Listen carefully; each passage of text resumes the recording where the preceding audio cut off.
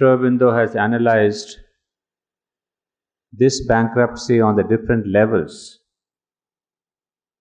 the physical, the emotional, the moral, etc.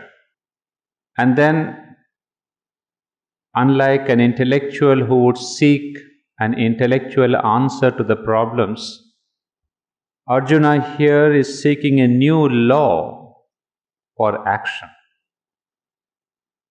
Because you see, all our actions are guided by some dharma or a law of action. We may be conscious or we may not be conscious about it. But there is a guiding principle. You call it a spiritual principle or a materialistic principle or an economic principle or a business management principle, whatever. Today what MBA students learn is a business management principle. The students of economy will learn that principle. A student of religious studies will learn a principle of religion for the motive force of action. So you see, there are some principles which always guide us, which motivate us. So now Arjuna is seeking a new principle of action. What should be the motivating force in his future action? Because he says, now whatever has been, whatever dharma or law has been guiding me, that has obviously come to betray me. So now he seeks for a new dharma. And to this, we will take up the reading on page 23. Yet it is precisely this secret for which he does not seek, or at least so much of the knowledge as is necessary to lead him into a higher life, to which the divine teacher intends to lead this disciple. For he means him to give up all dharmas except the one broad and vast rule of living consciously in the divine and acting from that consciousness. So that's what we are saying, that he needs that much of knowledge as necessary to lead him into a higher life, to which the divine teacher intends to lead this disciple. But Sri Krishna will lead him to a higher life,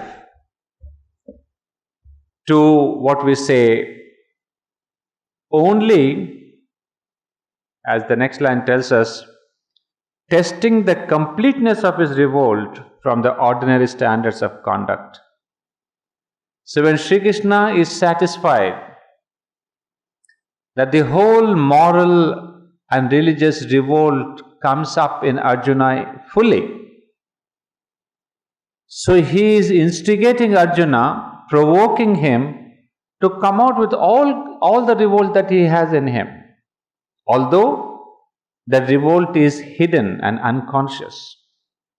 So once Arjuna comes up with all his doubts and debates, then Sri Krishna, as we see towards the end, that is chapter 18, we have, in fact, the verses 65 and 66 of chapter 18 are, according to Sri Aurobindo, the most intensest verses or the central teaching of the Gita. All that normally people think, which we quote before, that you do your works and do without the focusing on results, etc. They are kind of a preparation and a good philosophy. But the central message comes only in this chapter 18, verse 65 and 66, which are in translation, because all of you know this verse, we have quoted many a time. This manmana bhava madbhakto madhyaji mam namaskuru, and the other one sarva dharman parityajya Mamekam Sharanam Raja. The English translation given by Sri Aurobindo: become my-minded, my lover and adorer, a sacrificer to me, bow thyself to me. To me thou shalt come. This is my pledge and promise to thee, for dear art thou to me. Next, abandon all dharmas and take refuge in me alone. I will deliver thee from all sin and evil. Do not grieve, Ma Shucha.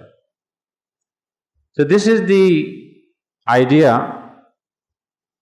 But it says Sri Krishna will give him this higher dharma after preparing him mentally, intellectually, and after kind of answering him on all the levels of his doubts. So therefore he would say he wants to give to Arjuna a higher law, a higher discipline, but only when he sees that Arjuna is cleansed of his revolts. You see, what we understand here is that Arjuna is logical. He has a strong mind which supports his emotional and physical and vital rejection. And in its support, the mind uses what Sri Aurobindo, perhaps in his words, if we can say, logic of the finite. And this logic of the finite is pretty,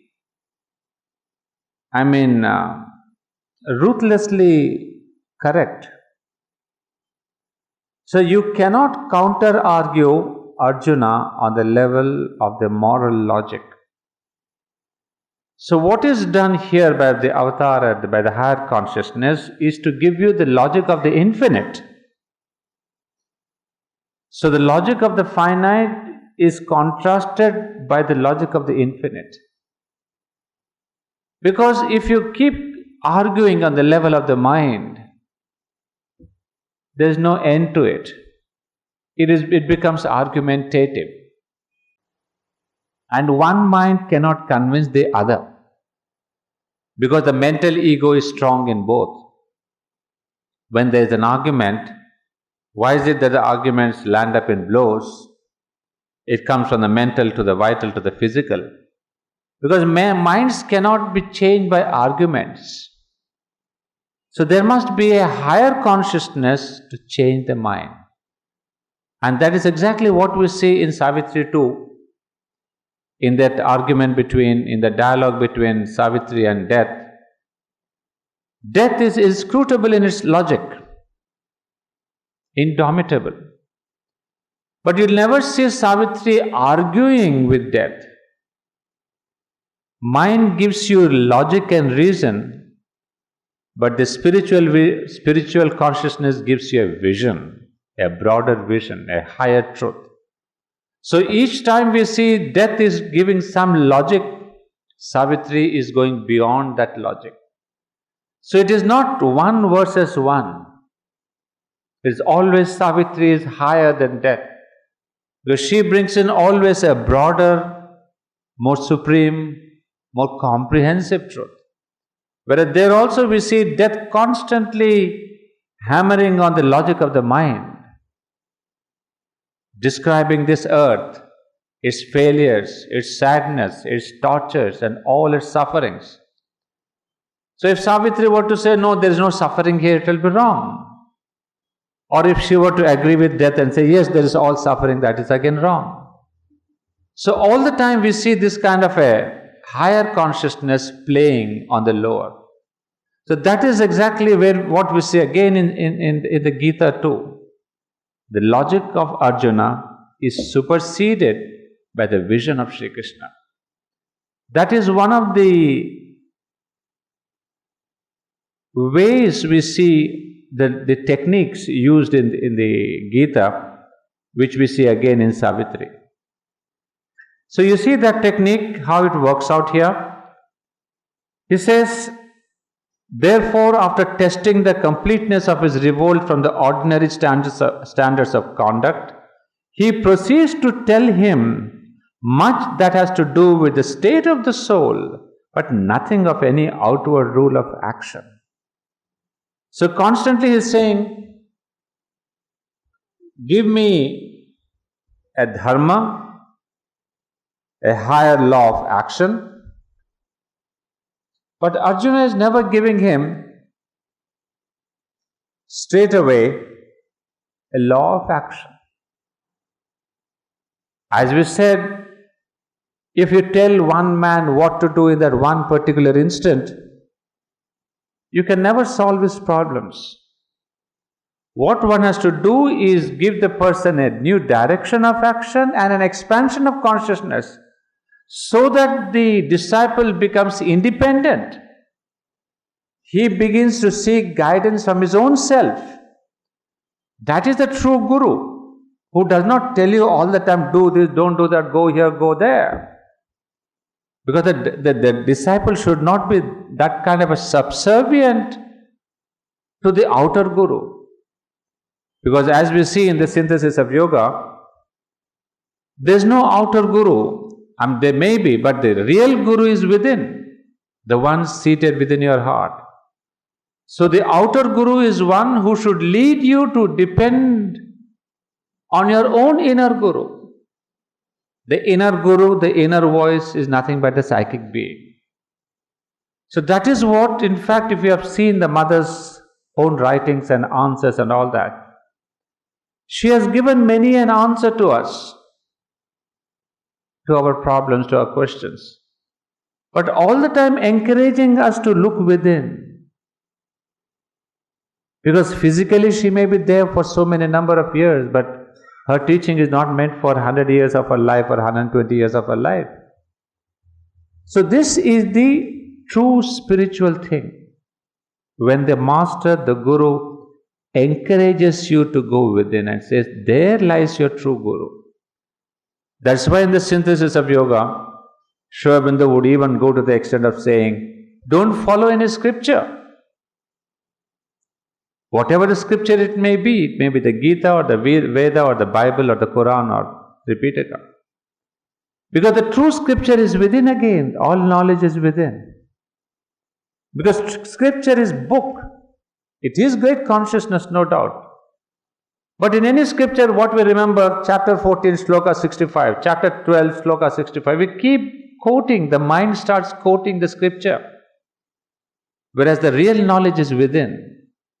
So you would say, follow the scripture that is within, follow the guru that is within. So you see, he has really broadened this spirituality so vast and so much, so really comprehensive, that he has taken away or taking away all the external supports. Because as long as we are dependent on the external supports, we are lame. Understand that. And then there was a well-known, some of you know the name, but I won't give you the name. There was a gentleman here who was a wonderful doctor, one of the very well-known doctors from Calcutta who had come to teach Aurobindo too at that time. So in his old age, he took a walking stick and he used to go to the mother's room, which he used to do every day, with a walking stick. So mother one day said, take out your walking stick. And he just threw it out. And you're jolly well walking very well. So you see, we love to lean on something outer. We feel more secure. And we have got the tripod walking stick. In our ancient times, and I see one walking stick right here, it had a single leg. But nowadays the modern techniques have brought in 3 legs to give you more security. More legs and more security. So you see, we are trying to lean on the outer. Right from a walking to a scripture, these are all leanings on the outer. And the Aurobindo and the mother always tell us to lean on the inner. So this is why his very first chapters in the synthesis are so very bold, where it takes away all the outer scripture, all the outer guru, everything. How much we can do is up to you. Today you may do, but after 300 years, there would be spiritual people who would do that. But that is the basic principle. So it's not just the walking stick alone, but the psychological walking stick should not be taken, because then we become very dependent. In fact, maybe he wants to give us the message that you depend only on the mother, neither the walking stick nor the scripture. She alone is the person on whom you can depend. And that is perhaps the deeper meaning. So here too, we see Sri Krishna, as Sri Aurobindo writes here, he proceeds to tell him much that has to do with the state of the soul, but nothing of any outward rule. So if he tells Arjuna an outer rule, he will lean on the outer rule, but not go within. And what is it that he tells? Here are his words. The Lord said, "Thou grievest for whom thou shouldst not grieve, and yet speakest wise seeming words. But the wise grieve not, whether for the dead or for the living." Then it says, suddenly it takes off. What we call the logic of the infinite. You see the sudden going at a tangent almost. Suddenly it says, "It is not that I was not before, nor thou, nor these lords of the folk, nor yet that we shall not be again together." So what is the context? Suddenly he is speaking about himself, that he has been there from eternity, I was there before and you were there before. And that's precisely what the mother said, that she was there before and we were all there before with her. So with these avatars, there seems to be a family which pursues the avatar life after life. Each time perhaps our souls come back to serve a particular avatar, to serve consciously or even unconsciously. But the purpose of the work of that particular avatar, this family, will come again and again. So what Sri Krishna is telling us that nor thou, nor these lords of the folk, not yet that we shall not be again hereafter. Even as the embodied spirit passes in this body to boyhood and youth and age. This is one verse which is much uttered in our Hindu custom, dehinosmin yatha dehe kaumaram yauvanam jara. All this is very well known. Even as the embodied spirit passes in this body to boyhood and youth and age, so also it passes from this body to another. The strong man suffers not his soul to be clouded by this. Well, I'm not explaining because something all of us know here. That is regarding the rebirth of the soul. Just as our own embodied spirit, our own body, it goes from boyhood to youth to age. You see, we have all seen that experience, we know it, we are living it. So just as the body itself keeps changing from youth to manhood to age and all that, so too it says, and then the soul passes from this age back to youth. So there is a cycle of this growth. Youth, what he calls boyhood, youth, age, and then again boyhood, youth, age. Between these two there is some gate to be crossed, and that gate is called death. Otherwise it is just a process. The whole thing is a process. The strong man suffers not his soul to be clouded by this. But the things of material touch, O son of Kunti, which bring cold and warmth, pleasure and pain, they come and they pass, transient are they, these seek to abandon, O Bharata. So he's telling him that all these dualities, of course, we are not delving on this because in the subsequent chapters, Sri Aurobindo himself would explain all this at a greater length. But just to catch the essential meaning, but the things of material touch bring cold and warmth, pleasure and pain, they come and they pass. So everything that is physical, material, outer, they're always this kind of a external. They have both these dualities of warmth and cold, pleasure and pain, they come and go. These seek to abandon. The man whom this vexed not, O Lion of men, who is strong and receiveth sorrow and bliss as one, that man is ready for immortality. Well, this is an interesting notion here. Of course, one could have a long session on this, but I would not like to go deeper into this. But what's interesting, which I would like to tell you, is that all these things of this world bring you sorrow and bliss.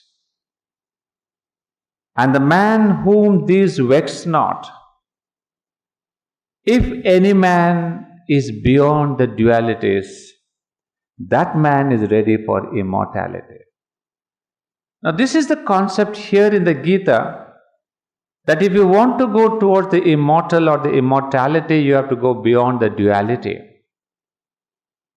And that is what is really interesting, that what is this concept of immortality in the Vedas, in the Gita, in Sri Aurobindo.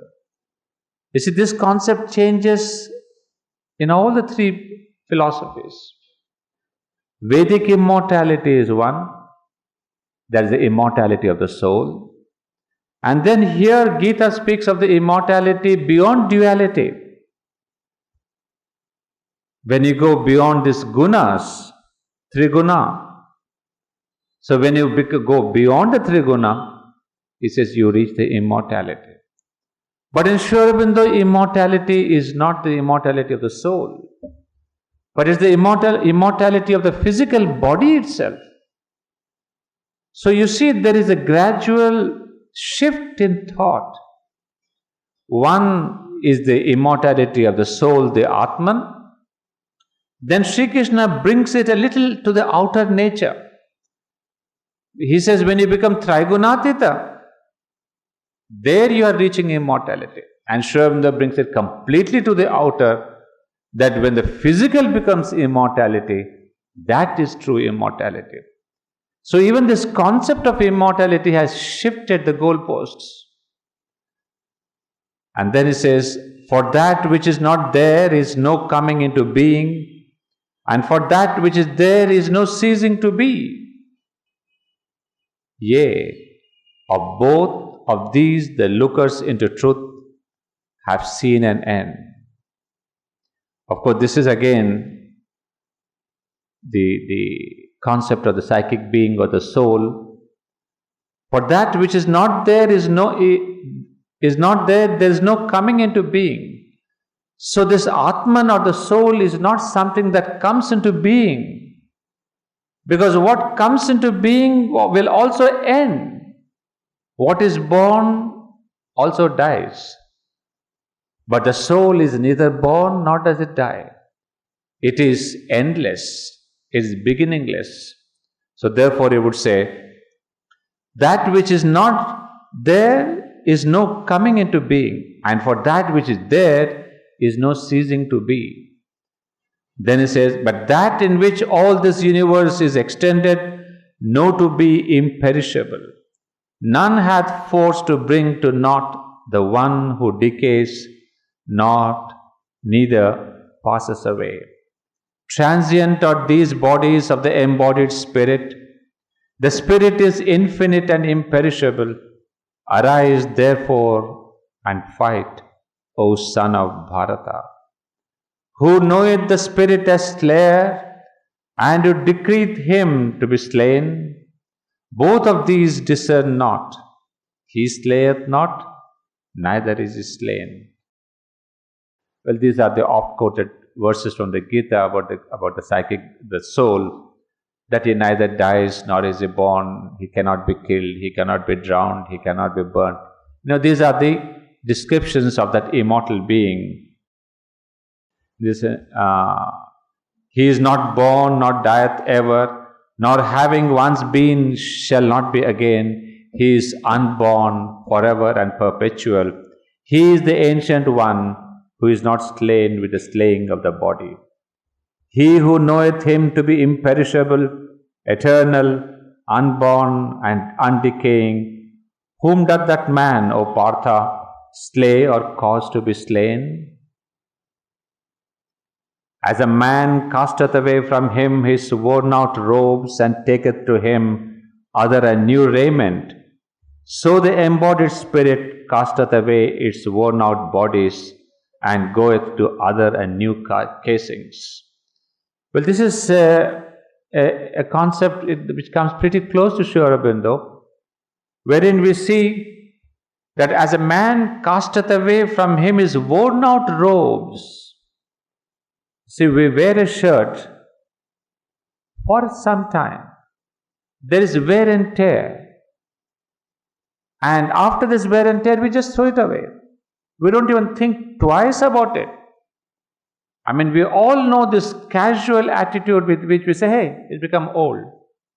It has lost its color. It's no more giving me my personality.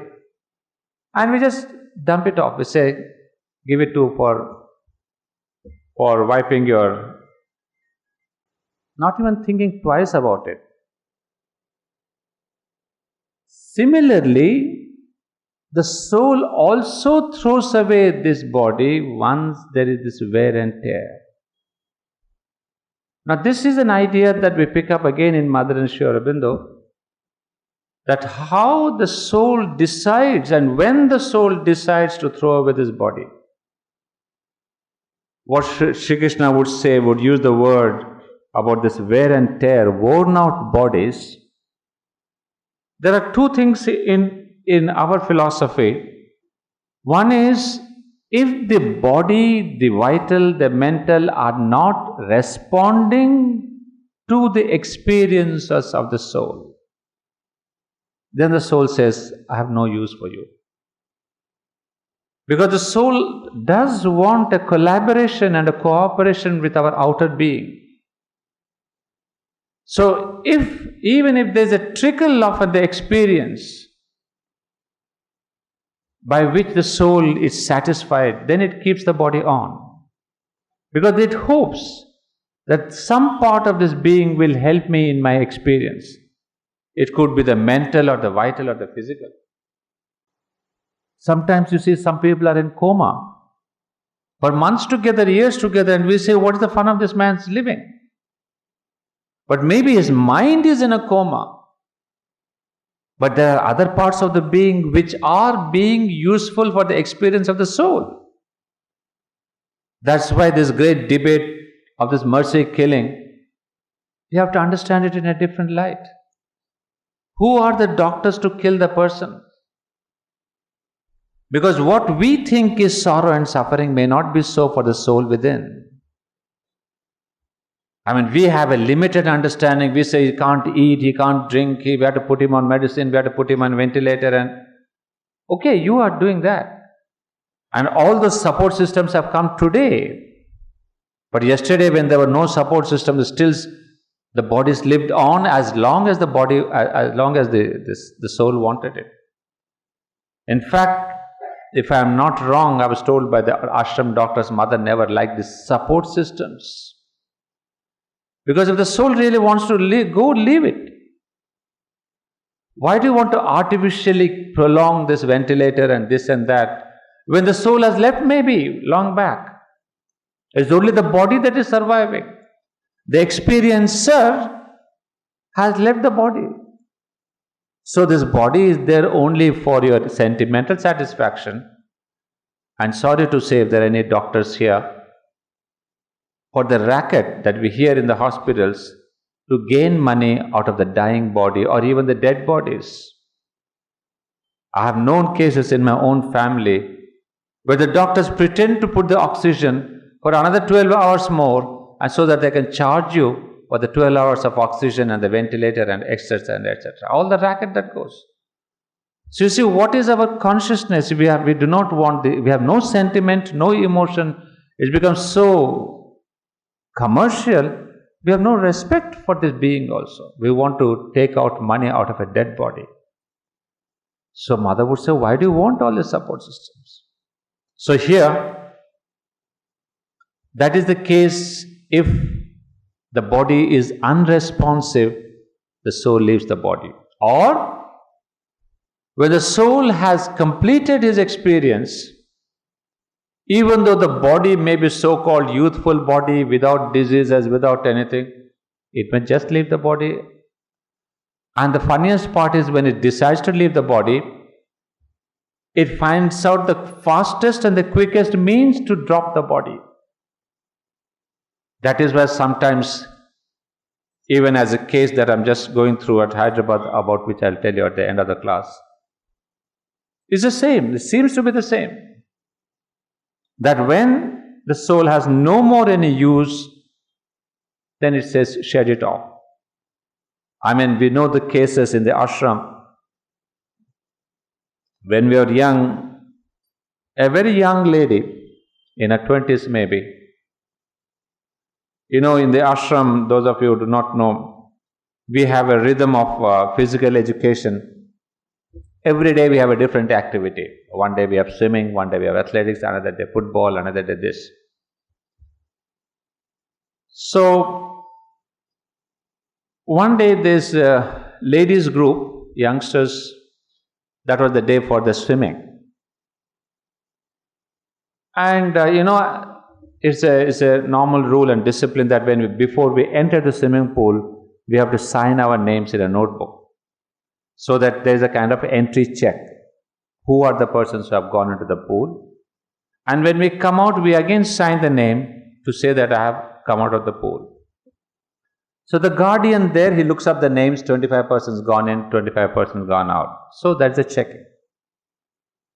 And one day what happened, he saw these entries and the exits, and they matched, whatever the number of entries.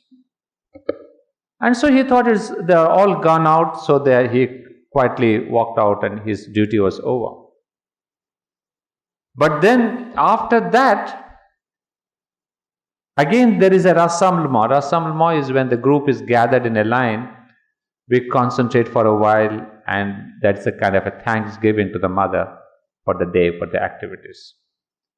So in the rassemblement, it was noted that one particular girl did not come. So they thought she's late, they waited for a while, but she didn't turn up. Then they went back to the pool, if they was loitering in the bathrooms, because after the swimming we have to take a shower. So all the bathrooms were checked and all the toilets were checked, she was not there anywhere. And they went to the pool and you see her body deep in the pool. So it was a stunning experience, very sad. But fortunately the mother was there in the body.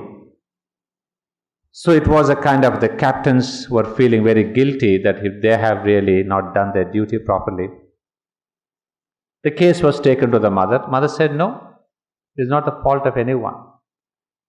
After going out of the pool, the soul suddenly decided to leave the body. So the body came back to the pool, and imagine a lady who knew her swimming much too well. It's not that she was a novice. But the body came back, she just dropped and left its breath. So the mother explained, it's the soul's decision, and the quickest mean for that was to drop the body into the water and leave it. It's not that if there's perhaps a mountain nearby, it would have dropped from the mountain. So you see, these are the cases that really bring out the whole meaning of this soul leaving the body. So it's either worn out, unresponsive, the purpose is over. And so we have to understand in this light what happens. In fact, in our own house, I had a young cousin of mine who was, mentally retarded, physically incapable of taking care of himself. He was all the time bedridden, non-communicative, he couldn't speak a word. So he was more like a vegetable, and of course these brothers were taking care of him. One day Champaklalji came there, and the parents said, we would like a man like Champaklalji to come and see this young boy. And it was unbelievable that when Champaklalji went to this boy, the boy started smiling and laughing and responding and as if communicating. So I asked Champakbhai, what happened? Both of you were laughing so much? He was communicating. He was telling me things. So you see, a man whom we thought is a vegetable, but the Atman is so alive and taking an experience of this world. So when a spiritual man went who could communicate beyond words, he spoke, he responded, he smiled, he laughed, just like any other normal boy would laugh. I mean, these are the insights we get, that the soul in the state of coma, in the state of vegetation, in the state of this way, it has its own purpose. So this is one thing that we learn, what Sri Krishna is telling us is interpreted in the Mother and Sri Aurobindo in a much larger context. So now coming back to that explanation. Him the sword cleaveth not, him the fire cannot burn, him the water wetteth not, and the hot wind withereth not away. Indivisible, unconsumable, unmergeable, unwitherable is He. He is forever and everywhere, constant and moveth not. He is the one sempiternal being. He is unmanifest, unthinkable, unchangeable. If thou knowest Him as such, thou hast no cause to grieve. And now, if yet thou deemest of the Spirit as ever born or ever dying, ever so thou hast no cause to grieve for Him, O strong arm. For of that which is born the death is certain, and of that which is dead the birth is sure. Therefore in a thing inevitable thou oughtest not to grieve. Unmanifested in their beginning are creatures manifested in the middle, O Bharata. They become but unmanifest again at death. What room is there for lamentation? As a mystery one seeth Him, as a mystery another speaketh of Him, as a mystery a third heareth of Him, but even with revelation not one knoweth Him. The embodied one is forever unslayable in the body of every man, O Bharata, and from Him all are creatures. Therefore thou hast no cause for grief. Well, these verses from 12 to 30, you see, these are no direct answer. What Arjuna is seeking for, is there any action here? Does Sri Krishna say, do this, slay that, and kill him, or don't kill him? He has revealed to him the higher secret of life, the spiritual secret. So how do you see this life from a spiritual point of view? From a moral religious point of view, you have seen. But this moral religious point does not give you an answer or a direction at this critical time of your life. So now he expands his vision and says, this is the true spiritual vision. So whom are you killing? Who is being killed? Are you the killer? So you see, these are the questions now he brings in. Therefore he says, he must be equal in soul, abandon the desire of the fruits of work, rise above his intellectual notions of sin and virtue, live and act in yoga with a mind in samadhi, firmly fixed, that is to say, in the divine alone. Arjuna is not satisfied. You see, he has got this great vision of the soul. But Arjuna says, okay, it's fine. He wishes to know how the change to this state will affect the outward action of the man. What result it will have on his speech, his movements, his state. What difference it will make in this acting, living human being. Very wonderful and logical question. He says, fine, Sri Krishna, I understand. Perhaps I can guess what you are saying about this Atman and the imperishable and the Brahman and all that. It has a truth, a validity, fine. But how will it affect my action, my thought, the present moment? Will it have any direct change? So you see, he is a man of action. So he is all the time wanting the philosophy to reflect in the action. Not to be a philosophy that's there only for the professors of philosophy or the corridor departments of philosophy. So he wants to relate, and that is the beauty of Gita. Always everything gets related to action. So it's not philosophy at all. Gita is a deep psychological study. And what Sri Aurobindo would say, practical psychology is nothing but yoga. So Gita is a book of yoga, not a book of philosophy. Just like we have synthesis of yoga, so we have this vision of Sri Krishna, where we get this yoga. Yoga means practical application of spiritual truths. So he's telling me all the spiritual truths about the soul, about it being, you cannot kill it, you cannot burn it. All this is fine. But tell me, Lord, how am I being affected by that? My means the outer being. Krishna persists merely in enlarging upon the ideas he has already brought forward, on the soul state behind the action, not on the action itself. You see, Sri Aurobindo is telling us, Krishna persists merely. Second time, third time, he keeps on asking. But Sri Krishna is constantly on his own higher level. He never dips down to the level of Arjuna's intellectual arguments. Because as we said, that is how we have to match spiritual philosophy with a mundane action. Or the logical, what Sri Aurobindo, as I said, the logic of the finite and the logic of the infinite. So he persists on enlarging upon the ideas. So once you go through that, then he will say, deeper rahasyam or uttamam rahasyam. He keeps on telling you one rahasyam after another. So he keeps on revealing one truth after another, higher truth and yet higher truths. So this is the beauty that we see in the Gita, that the truths are revealed, the lowest, the individual truth, the cosmic truth, then the transcendental truth, the uttamam rahasya. So these are the truths that he reveals. So he says, he does not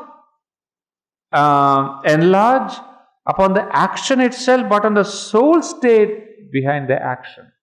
See, the word soul state means what is your consciousness behind action. That is much more important than the action itself. You see, it is in what consciousness are you acting? If you are acting with a moral consciousness, your action would be like this, the result would be like this. So it is always, if you are acting in a spiritual consciousness, then there is no killer and then there is no kill.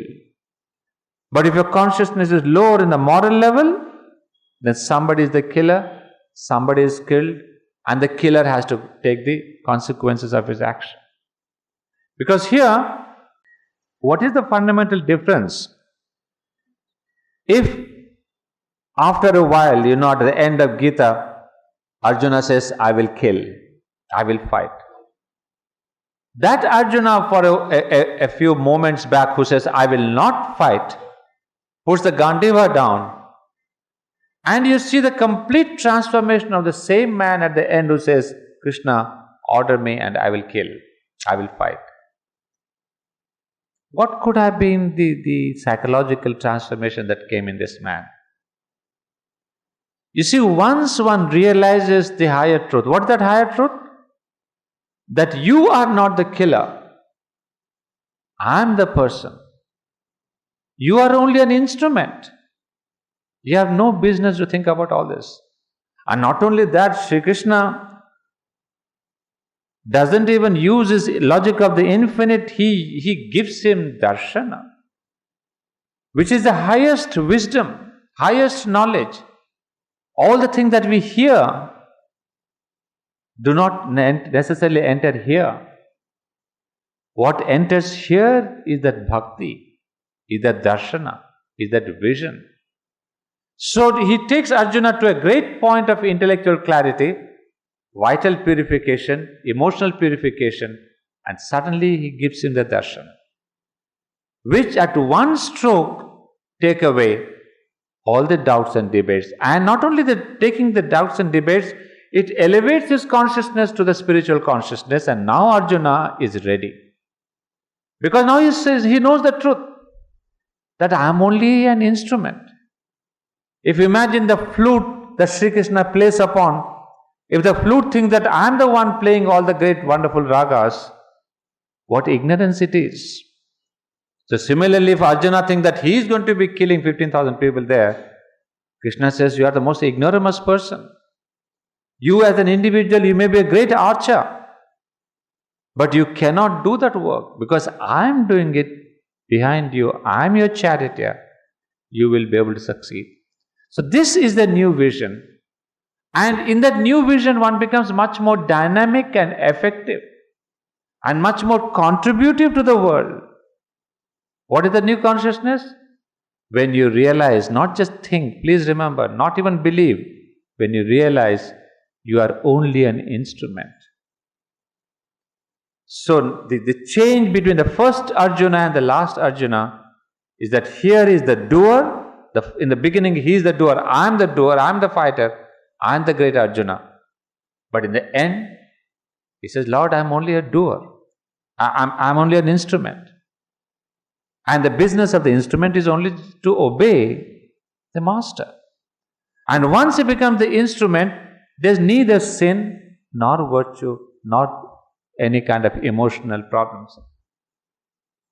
And what happens? The doer always worries about the consequence. That is why Arjuna has this weakness, because he is thinking of the consequence, what will happen after I destroy the Kauravas. Here, because he thinks of the consequence, there's fear that comes upon him. And once the fear comes in, we have seen his whole physical being becomes numb, because the fear acts on his nerves even. But here, as an instrument, the difference is, you don't think about the result. The sword does not know whom it is going to kill and how many it is going to kill. It's the warrior who uses the sword to kill 2 persons or 200 persons or to none. He may just keep the sword in the scabbard and say, do nothing about it. But the joy of the sword is being in the scabbard or in the warfield beheading 10 people.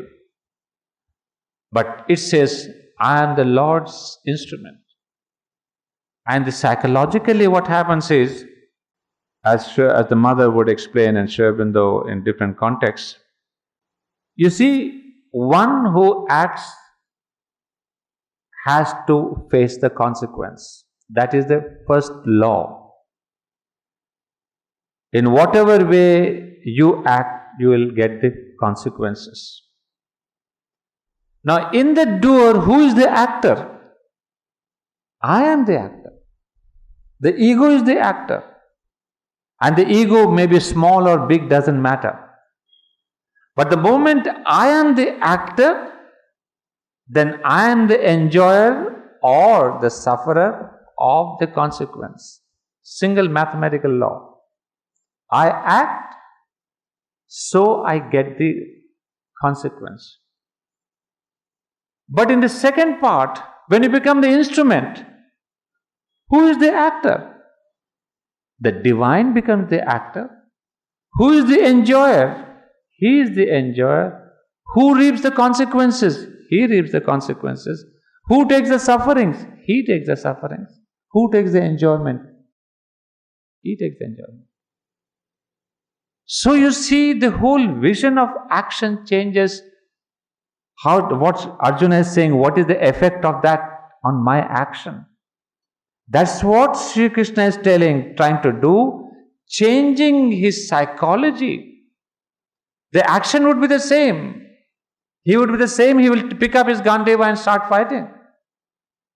He will kill everybody. He will shoot on everybody. But now at the end of the action, at the end of Gita, he is an actor where Arjuna does not believe he is the actor. He is no more the doer. And precisely because of that, he has become such an efficient archer, an efficient fighter. As a doer, your action parameters are limited. But as an instrument, they become illimitable. Why? Because you are getting the strength of the Lord to do the action. Here you may be a great genius, a great poet, a great philosopher, a great architect, a great artist. But the greatness of the human being is limited. But when you become the channel of the divine force, it becomes unlimited. The divine force not only uses you, but expands and increases your own instrumentation. So you see, the great joy of being the servitors.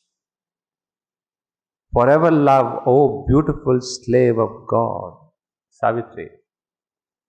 So the whole ideal is to become the beautiful slave of God. Now we are forever love, O beautiful slave of ego. And so if you are a slave of our own ego, the love also you have to go through all the so-called ego of the love. Love of the ego.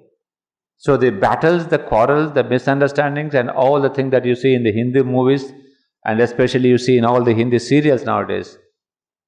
Gross egoism, perfectly gross egoism, and you see every person on the screen is an absolute manifestation of terrible ego. And therefore you see the clashes. But then you see just the opposite. You become a slave of God. Who is the slave of God? The instrument of God. So, the whole question is this. Karma then becomes karma yoga. The doer then becomes the instrument.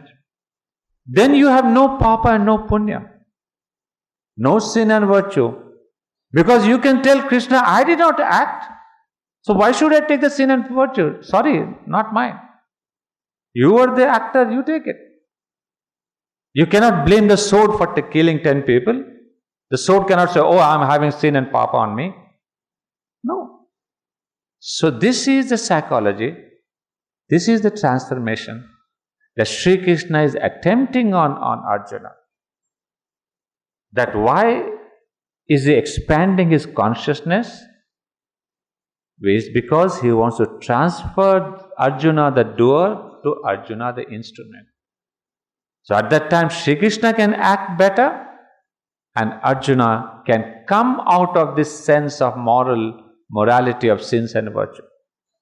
So the question is, ultimately where we land is, because the moment we hear this, there are questions that can I also go and kill somebody? There are people who say, well, I am also an Arjuna and I can rob a bank or kill somebody and say, I didn't do, Krishna did that. Very easily said, done. You put your egoistic acts and all the robbery and all the gains and all the cheating and the looting and the killing and the murderer. If you tell this Bhagavad Gita in the prison, I think it will be terrible because all the prisoners will say, we didn't kill, sir. You will tell the magistrate, I was never the killer. I saw Sri Krishna behind me who took out the arrow and killed. That is the danger. And that is why perhaps Sri Krishna at the end of this narration says, in fact, that don't give this Gita to those who are not prepared within. That's a clause we must remember. So it is not the ignorant people cannot take to Gita, because that will only enhance their ego and bring out the false ego that मैं जो भी कुछ कर रहा हूँ श्री भगवान ही कर रहा है मेरा थ्रू, एंड माँ कर रही है सब कुछ. एंड नाउ डेज औरबिंदो ने सब गॉट दिस न्यू मंत्र, सब कुछ माँ कर रही है, एंड मैं यहाँ पर चीटिंग भी कर रहा हूँ, माता जी कर रही है, मैं धंधा भी कर रहा हूँ, माता जी कर रही है, मेरा द्वारा करवा रही है. All kinds of Arjuna's justifications. That is the danger of spirituality. When you are raw, your ego can really lap up all the spiritual truths and twist it and utilize it for its own satisfaction. So this is the most dangerous thing when we say, माँ का काम है, माँ कर रही है मेरा द्वारा. Mera Dwara, I don't know who is that Mera Dwara.